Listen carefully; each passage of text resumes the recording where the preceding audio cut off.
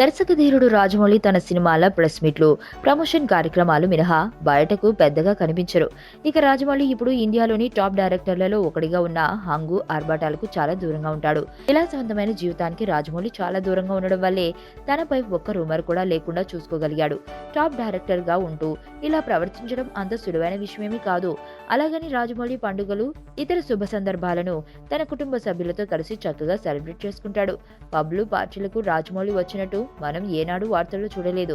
అందుకే రాజమౌళికి టాలీవుడ్ లో తిరగలేని good will ఉంది. అలాంటి రాజమౌళిలో సడన్ గా చిన్నపాటి మార్పు వచ్చింది. రాజమౌళి అందరినీ పిలిచి మరీ ప్రభాస్ కు పార్టీ ఇవ్వనున్నాడట. రాజమౌళి ఇలా ఎందుకు చేస్తున్నాడా అన్న అంశం ఇప్పుడు టాలీవుడ్ లో పెద్ద సంచలనంగా మారింది. బాహుబలి కోసం దాదాపు 4 ఏళ్లు జక్కన్నకు అర్పించి ప్రభాస్ పడ్డ కష్టానికి రాజమౌళి ఇలా కృతజ్ఞతలు తెలుపుతున్నాడని చెప్పుకుంటున్నారు. ఇలా ప్రభాస్ తన కష్టంతోనే రాజమౌళిని మెప్పించాడని, అందుకే రాజమౌళి ఇలా ప్రభాస్ కు పార్టీ ఇస్తున్నాడని ఇండస్ట్రీ ఇన్నర్ టాక్.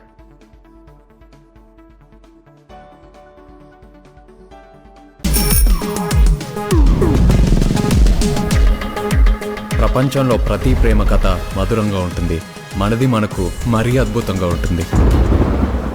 నా ఫీలింగ్స్, ఎక్స్ప్రెషన్స్ అన్నీ పేపర్ మీద రాసి తనకి ఇస్తాను రా. అవసరమా రా ఇదంతా? ఇన్ఫాచ్యువేషన్ రా. రే, అమ్మాయిని చూసిన వెంటనే అలా